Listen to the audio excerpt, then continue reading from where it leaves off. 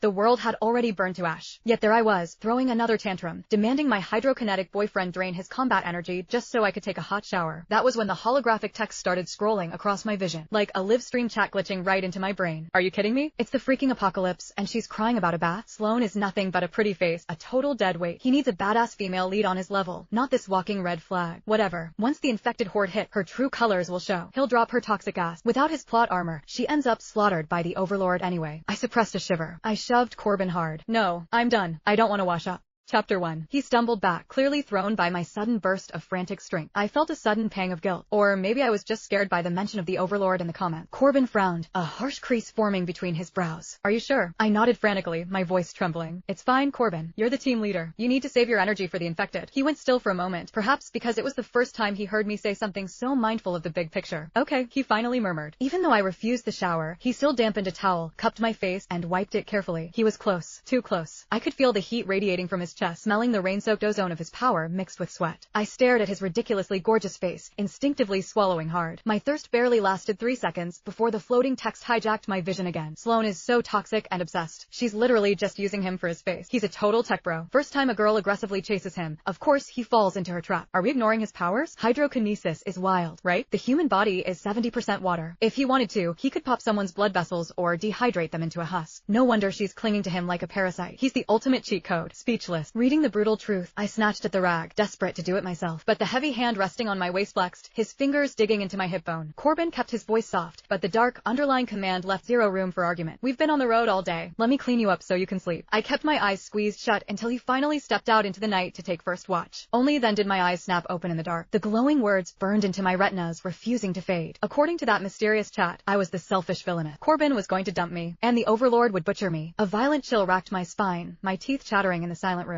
Ancient glaciers had melted. An unknown virus swept the globe. The infected crawled out from the ruins. But the virus also shattered the human genetic threshold. A rare fraction of the population didn't mutate into brain-dead monsters. Instead, their DNA weaponized. They awakened abilities. Corbin was one of the lucky ones. Ever since he dragged me out of the jaws of the infected, I had latched onto him like a linnet. Maybe it was the crushing anxiety of the apocalypse. Or maybe it was because he was unfairly attractive, completely shattering the cliché of the socially awkward STEM nerd. I fell hard. I chased him relentlessly for 3 months, until I finally wore his defenses down. Maybe the chase broke something in me, because once we made it official, I became a total nightmare. A certified leech on the team, bossing everyone around. But since Corbin called the shot, the rest of the crew had to bite their tongues and tolerate my garbage. But now I had the spoilers. Every toxic, manipulative stunt I pulled was dragging me closer to my karma. Even Corbin, who babed me and catered to my every whim, was destined to drop me for a badass female lead with her own powers. A sudden sense of fear washed over me. Terrified of rotting in this infected wasteland. Terrified of this mysterious overlord. But I couldn't even play the victim. At the end of the day, I was just a basic, powerless liability. The next morning, I didn't wait for Corbin to wake me up. I scrambled out of my sleeping bag and packed my gear in record time. Our survival squad had 2 other members besides us. Duke, a regular guy with 0 powers, just like me, and Flynn, a lone wolf electrokinetic we picked up on the road.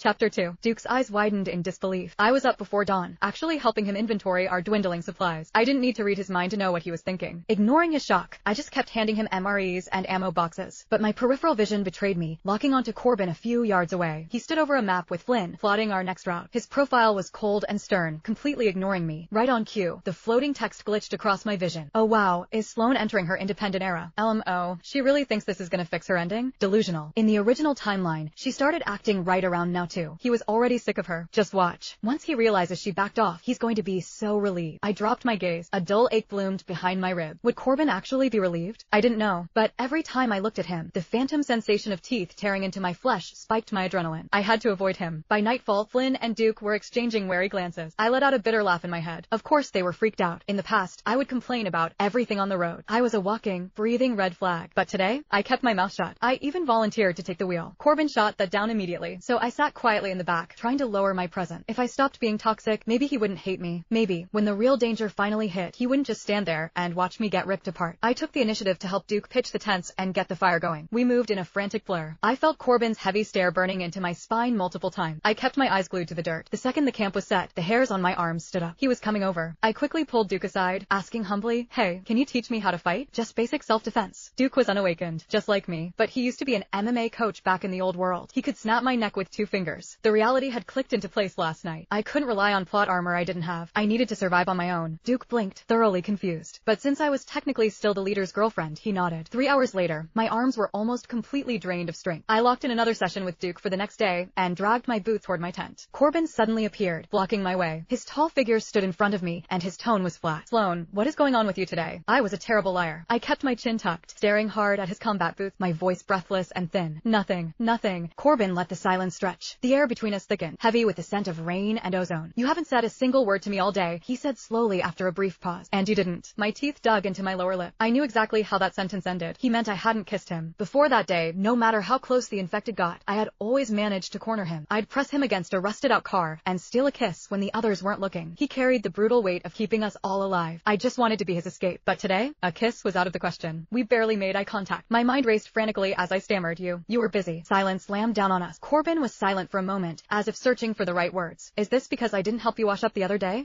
Chapter 3. I looked up and met his expressionless, handsome face. It's not that. I'm not mad. You just carry so much of the weight already. I don't want to be a burden. Corbin's brow twitched at the word burden. He let the silence stretch, turning the word over in his head. After a long moment, he raised his hand and gently rubbed my head. Don't distance yourself from me. Before the words fully registered, his hand clamped around my wrist. He yanked me straight into his tent. Oxygen vanished. Before I could even react, his mouth crashed down on mine in an all-consuming kiss. A sharp sting hit the corner of my mouth as his teeth grazed my bottom lip. Stop smiling at Duke. I heard Corbin's slightly hoarse voice say. He dragged his mouth over mine one last time, a raw, bruising claim, before tearing himself away. The tent flap snapped shut, leaving me gasping in the dark as he took the perimeter watch. The chat window exploded. Wait, am I hallucinating, or is he totally pitching a tent? Damn, packing serious heat down there. Don't even dream about it. His first time belongs to the FMC. NGL, Sloane is insanely gorgeous. Too bad she's just a powerless NPC. Who said she's powerless? She literally has a mutation too. My pulse skyrocketed. The throbbing sting on my lip vanished completely. Wait, what? I had an ability. I stared at the empty air, my eyes blown wide, practically begging the glowing text to elaborate. Mutations are just physical manifestations of your deepest obsession. Sloane only cares about her looks, so her ability literally just makes her prettier. No one knows. They all think she's a 0. Holy shit. I didn't even need the chat to roast me. I wanted to punch myself in the face. What a completely useless garbage ability. Deep into the night, he swapped shifts with Flynn. He slipped into the sleeping bag beside me. I watched the sharp, exhausted lines of his face in the dark. My fingers moved before my brain could stop them, reaching out to trace the bridge of his nose. Before my skin even made contact, his massive hand locked around my wrist. Corbin's dark eyes fluttered open. He pulled me flush against his chest, pressing his warm lips against my forehead. We picked up an SOS signal 100 miles out last night. The route cut straight through your old college campus. My brain stalled, but the chat absolutely lost its mind. Holy shit, Hazel is entering the chat. Wait, he's 3 years older than her, right? Age gap trope for the win. Finally, she's a healer. He won't have to tank all the damage anymore. Just wait until her second awakening. First dual mutation user in the world. Absolute queen behavior. Power couple dynamic incoming. Delicious. I lowered my eyes, hiding the emotions swirling in them. Corbin caught the dead air. You used to talk about how much you missed that place. You don't seem thrilled. I forced my facial muscles into a stiff smile. I braced my hands against his solid chest and shoved backward, peeling myself out of his embrace. I am. We should pack up. Behind me, in the blind spot I couldn't see, Corbin's expression stiffened for a moment and his gaze darkened, but his voice remained perfectly, terrifyingly soft. All right. My old campus, C-State, sat right on the edge of the city limits. The quad, once packed with tailgates and frat rushes, was an apocalyptic wasteland of shattered glass and dried blood. I stared blankly through the grime-streaked window at the ruined science building. The chat was moving at warp speed. Here we go. Countdown to the FMC. Healer class. His literal soulmate. Wait, what was her name in the novel again?